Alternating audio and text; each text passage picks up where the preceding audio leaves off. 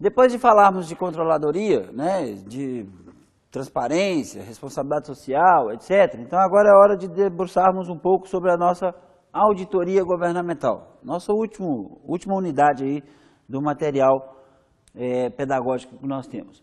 Então, nessa unidade, além do conceito de auditoria, a proximidade que essa auditoria tem com as questões contábeis, essencialmente a prática da auditoria contábil nas organizações do setor privado, mas a ideia é aproximar isso das organizações também governamentais. Tá? Então, entender aí essa consistência opinativa devida e necessária como elemento para respaldo do relatório das recomendações emitidas. Porque quem emite o relatório? O auditor. Né? E o que é o relatório? Muito mais que uma opinião. Né? Então, nós vamos ver como que o setor público estatal brasileiro se aproxima ou se afasta dessas concepções, como eu já falei, e poderemos avaliar aspectos do planejamento, da execução e da avaliação que se exige para manter a credibilidade técnica no campo da auditoria contábil. Tá, beleza? Então, o que nós temos aqui? A sociedade deseja a apresentação de demonstrações contábeis e divulgações adequadas e esclarecedoras à opinião pública. Né? Como eu falei na aula passada. Bom, que adianta você ter um portal transparência se você não tem a pessoa com condições críticas de compreender o portal transparência? Então, não há como falar em transparência pública se eu não tiver educado para compreender a transparência pública. Né? O papel da auditoria é bem esse, é fazer essa interlocução, né? Essa ponte entre a informação, né, que é sempre gerada pela contabilidade, e o cidadão, no caso, o receptor, que é aquele que demanda dessa informação. Só que essa informação ela precisa estar adequada e ser esclarecedora. Tá? O parecer dos auditores é o elemento fundamental na extensão que traduz em sinônimo de confiabilidade às prestações, as informações prestadas. Tá? Então, aqui é só para que a gente fixe esse conceito. O parecer, ele deve ser carregado de confiabilidade às informações prestadas. Tá? Dentre outras informações, o parecer que vai certificar a administração e os usuários quanto? O que traz esse parecer? Recursos gerados e aplicados, resultado operacional, né, variação patrimonial e obediência a padrões usuais de medição. Então, vamos lá. De modo geral, no setor privado, qual que é a responsabilidade da administração? Nós já reconhecemos, né, aí, que a administração ela deve analisar eventos e transações, medir e registrar dados de transações, classificar e resumir dados registrados, né, preparar demonstrações contábeis de acordo com os princípios fundamentais da contabilidade, está vendo? Então, é uma ligação bem direta à contabilidade e administração. Distribuir as demonstrações contábeis e parecer de auditoria aos acionistas periodicamente. Então, nesse caso, falamos em administração voltada para o setor privado, que não é muito diferente do setor público. Tá? Valendo-se de normas e padrões de natureza técnica e ética, torna-se indispensável a intervenção da administração, né, do sistema de informações, na medição de desempenho e na prestação de contas da administração. Esses elementos são elementos da auditoria, né? Ela vai propor essa intervenção. Tá? Observem que é praticamente impossível dissociar o controle interno da auditoria, principalmente se tomarmos esse último conceitualmente. Né? O controle interno, o que é o controle interno? Bom, controle interno, auditoria interna, estamos fazendo papel de controladoria. Né? De modo geral, a auditoria contábil consiste no levantamento, estudo e avaliação sistemática das transações, procedimentos, operações e rotinas das demonstrações financeiras. O objetivo é mensurar a exatidão dos registros e das demonstrações contábeis, bem como controlar áreas-chave a fim de evitar situações que propiciem fraudes, desfalques e subornos. O que é esse mensurar aqui? No caso nosso aqui é mensurar a exatidão dos registros e das demonstrações contábeis, controlar essas áreas-chave a fim de evitar as situações que propiciem fraudes, desfalques e subornos. Esse é um princípio contábil da auditoria, tá? Mas vocês vão perceber que não há como dissociar essa função de polícia da auditoria, né? O poder de polícia da auditoria. O papel da auditoria é ser útil tanto à empresa quanto aos investidores, que por meio da análise das demonstrações financeiras, devidamente acompanhadas do parecer de auditor independente, podem eleger seguramente as empresas nas quais efetuarão aplicações de sua poupança pessoal em ações. Lembra daquele exemplo que eu dei anteriormente, em aulas passadas? As pessoas, os investidores, estão preocupados onde depositar seus recursos, né? E aí, para isso, elas precisam serem certificadas. Então, as entidades precisam desse atestado dado por um auditor, tá? E ainda no campo da entidade privada, para que vocês compreendam esse papel da auditoria, tá? Um exemplo bem próximo são as cooperativas de crédito de sua cidade. É comum que você passe a observar agora a sua cooperativa de crédito, né? Principalmente a publicação anual de suas demonstrações contábeis. Essas demonstrações devem seguir-se de um parecer de auditoria independente, ou seja, haverá uma equipe de auditores internos que vão atestar essa prestação de contas, né? Que vão atestar essas demonstrações contábeis, tá? Outro exemplo são as instituições de filantropia e, é claro, as estatais. Então, isso aqui é só para que vocês percebam aí no município de vocês quem é que está mais próximo e em capacidade de dar uma noção, né, desse comportamento de auditoria. Agora que já entendemos conceitualmente a auditoria contábil, vamos compreendê-la no universo governamental, porque esse é o nosso foco, né? Falar de auditoria governamental. Observe que a finalidade básica da auditoria governamental é de comprovar a legalidade e a legitimidade e avaliar os resultados obtidos ou previstos pelos gestores, que de forma temporária comandam a atividade da administração pública estatal. Então vamos, só para frisar, tá? Destaquem aí esse parágrafo, porque isso a gente pode, sei lá, de repente até cobrar numa avaliação, né? Então, comprovar a legalidade e a legitimidade e avaliar os resultados obtidos ou previstos pelos gestores, que de forma temporária comandam atividades na administração pública estatal. De forma temporária em alguns casos, né? Porque tem gente aí que está perpetuando no poder, mas deixa para lá. Bom, então o que é que nós precisamos dizer? Devemos nos atentar para as peculiaridades apontadas em relação aos órgãos externos e internos, tá? As experiências relatadas pelos órgãos públicos, bem como sua relação com o Tribunal de Contas da União e a Controladoria Geral da União, contribuem para a formação do nivelamento conceitual e prático que nós precisamos. Então, a fim de nos situar nesse universo governamental, vamos discorrer sobre as modalidades, tipos e formas de auditoria governamental, tá? Nossa concentração aqui, basicamente, é essa. Então, os conceitos de auditoria fiscalizadora, de auditoria de gestão e de auditoria operacional, que são aqueles que nós trabalhamos na auditoria contábil, né, foram substituídos, respectivamente, por auditoria fiscalizadora da conduta, auditoria de impactos da gestão e auditoria qualitativa operacional. Estamos preocupados, então, com quem executa o serviço público, tá? Qual é o impacto da gestão desse executor e qual que é a qualidade do serviço executado por esse auditor. Entenderam?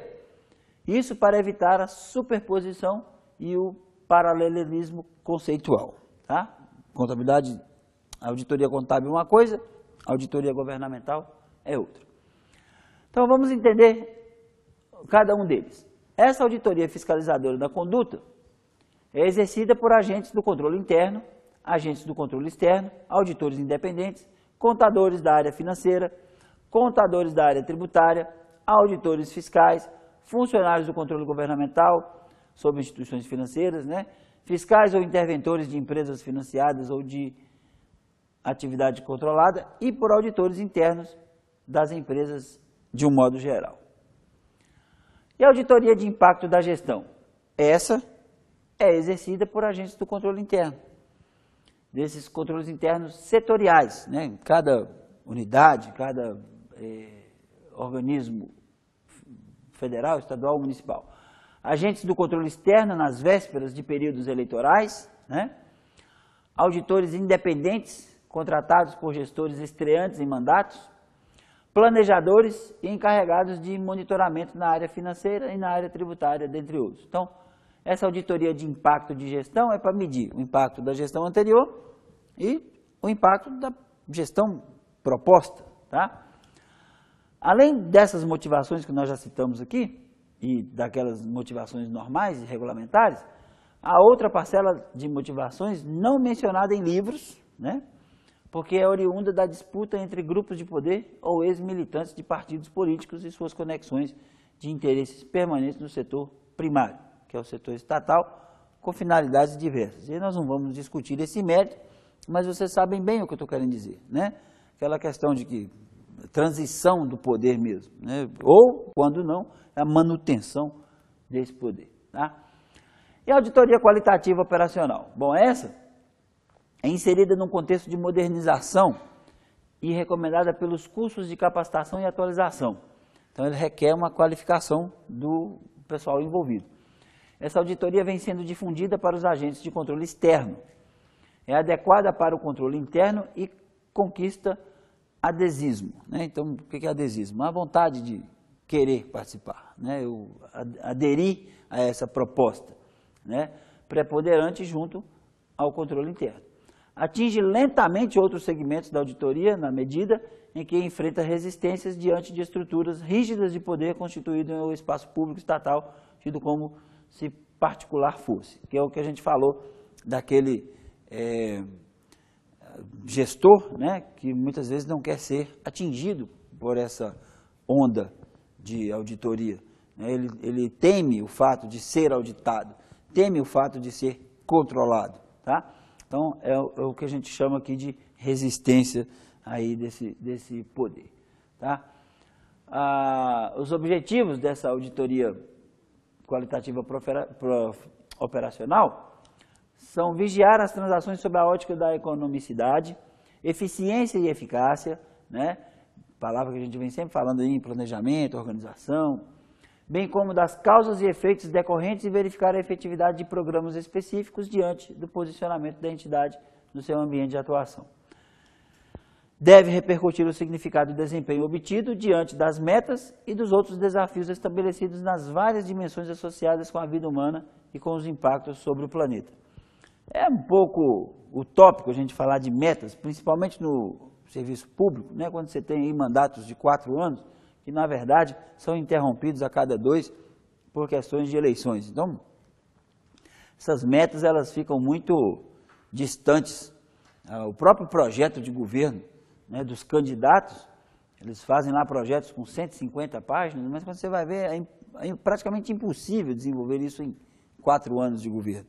Mas há essa proposta, de que, quem sabe, se for bem gerido, Então, voltando nossos esforços para o exercício prático da auditoria, veremos que é muito mais do que conhecer a auditoria em sua essência, normas e técnicas, o importante é conhecer o que vai ser auditado. Vocês vão ver que essa é essa é uma disciplina, esse é um conteúdo muito mais teórico do que prático, ou seja, exige uma bagagem teórica do profissional. Por isso que a maioria dos auditores, eles têm aí 20, 10, 15, 25 anos de profissão. Por quê? Porque eles têm que ter uma bagagem significativa para poder garantir aí o exercício dessa atividade. No exercício da auditoria, estamos, na maioria das vezes, limitados por questões técnicas, pessoais, particulares, né? No entanto, é preciso reconhecer que um dos maiores entraves para a prática dessa atividade está na intimidade com o elemento auditado. Eu tenho que conhecer o elemento. Não adianta eu propor um controle interno numa gestão municipal se eu não tiver vivência em gestão municipal. Eu tenho que estar lá dentro. Eu tenho que conhecer as secretarias, né? Eu tenho que conhecer o comportamento das secretarias, as pessoas envolvidas nas secretarias, o desenvolvimento dessas secretarias, para mim poder, enfim, criar um roteiro padrão para o desenvolvimento desse controle interno e, consequentemente, da auditoria. Assim é comum identificarmos a auditoria mais como elemento teórico, né? Veja que eu já falei isso para vocês, o que certamente vai exigir uma bagagem expressiva do profissional envolvido. Quem é esse profissional envolvido? Como que nós vamos exercer a auditoria? Como é que vai ser executada essa auditoria? O que devemos fazer para nos tornarmos auditores? Tá? Essa é a proposta, né? A auditoria ela é executada por contadores formados em curso superior e complementarmente por profissionais de outras áreas de conhecimento. Lembra? Eu falei isso na unidade passada. Não necessariamente tem que ser realizado por um contador. Dependendo do que vai ser auditado, essa auditoria deve ser complementada por um profissional da área de conhecimento. Como vocês viram anteriormente, há vários tipos de auditoria e, preponderantemente, o tipo de auditoria operacional admite a necessidade do envolvimento do domínio do fluxo de operações, como relevante para a emissão de recomendações ou certificação da qualidade da gestão. Admitimos, portanto, fora do referido cadastramento, que outras profissões pratiquem auditoria. É natural, é comum você encontrar auditores, principalmente na Controladoria Geral da União, né? Eu já tive a oportunidade de fazer essa pergunta para alguns profissionais e ver que a auditora tinha formação em veterinária, o auditor tinha formação em engenharia, outro tinha formação em direito, né? Por quê? Porque dependendo dessa área, né, que será executada, então eu vou precisar da complementação dessa área de conhecimento aí. E aí é onde fica, né, um importante universo de trabalho para vocês que estão se capacitando, se graduando para a administração pública. É recomendável a existência de uma equipe que seja comandada por um auditor independente ou, no mínimo, por um contador formado em nível de ensino superior. Dessa forma, são prevenidos vexames jurídicos, né, e decepções na validação técnica internacional. Porque, gente, não tem coisa pior do que você pegar um documento com vícios de linguagem mesmo, né, aquela questão de correção. Não que o contador ele seja um exímio professor de português e conhecedor da gramática com toda a profundidade que deve. Mas nós estamos falando aqui de normas técnicas, né? Então o instrumento ele tem que seguir essas normas técnicas, né? Portanto, indicamos o caminho acadêmico e a instrução oficial, que é o que vocês já estão fazendo.